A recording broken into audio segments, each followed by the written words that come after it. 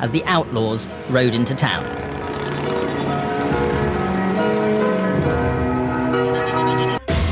Police investigating the shooting of a biker as he rode on the M40 motorway say they're examining the possibility that gangs may be involved in his murder. Crown Court was told he was targeted by the rival Outlaws biking gang as he left a Hells Angel festival. Hells Angel Gerry Tobin's murder had caught the attention of the nation. Birmingham city centre ground to a standstill as the 7 defendants of rival gang, the Outlaws, were brought in for trial.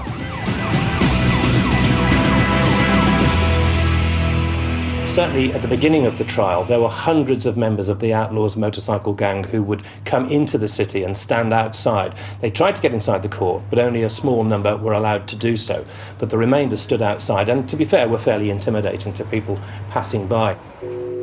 For fear of retaliation from the Hells Angels, a grand-scale armed police operation was put into place to protect the city of Birmingham from an all-out biker war. It was almost as if the police were transporting a mixture of Hannibal Lecter and the Yorkshire Ripper. Nobody had ever seen anything like it. We knew that it was a volatile situation.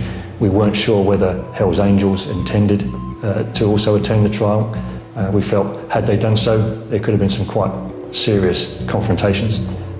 But the Hells Angels kept their distance from the trial, and the anticipated confrontation outside the court never materialised. Everybody was kept well back, and then the sirens would start and the blue lights would appear, and this great motorcade would come sweeping into the city, police cars at the front and rear, and a prison van in the middle with lights on itself, and they would be swept into the courtroom, straight into an underground entrance, and then the gates would slam shut and the accused would be led up to the dock.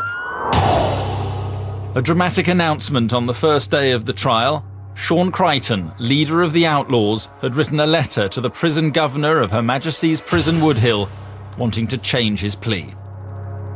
Before Crichton's dramatic admission from the dock of court number 12, he'd previously refused to acknowledge the charges against him.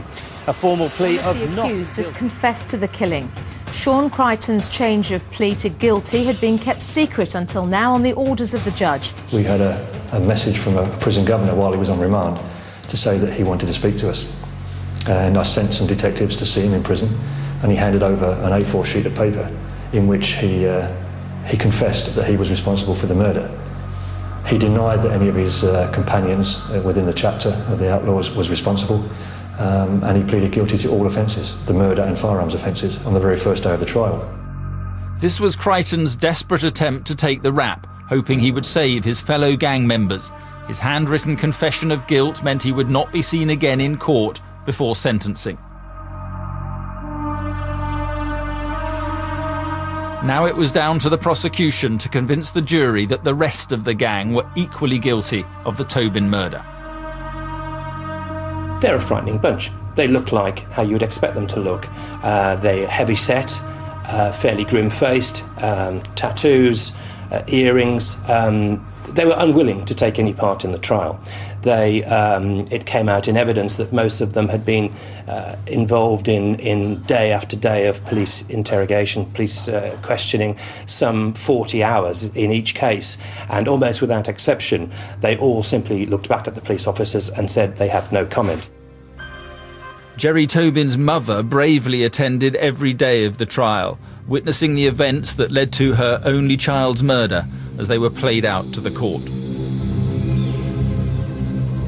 You're seeing your son lying on the tarmac, and I remember a helicopter voice saying that there's a biker down, get somebody here bloody fast or something. He needs to get here pretty bloody quickly. Maria needed all of her inner strength as she sat in the courtroom just meters from her son's murderers. One of them stared at me and I looked back. And then this person pulled a face at me. And I stood there with the courage and the strength of my boy, eye to eye. And it was he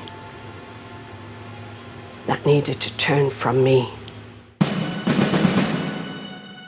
Maria watched intently as the prosecution's case against the 6 defendants mounted. The weaponry consisting of knives, machetes, knuckle dusters and even target practice mannequins.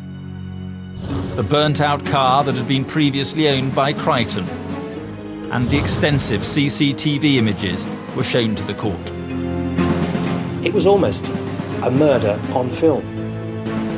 They could be clearly seen riding in convoy, one in front of the other, along the motorway. You could then see the car containing the gunman coming up behind them. Even registration plates were quickly identified from the material that was available to them. So the police did have a pretty strong case. It was almost a murder in pictures.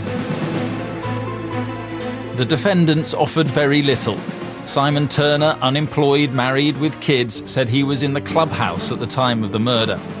CCTV showed otherwise.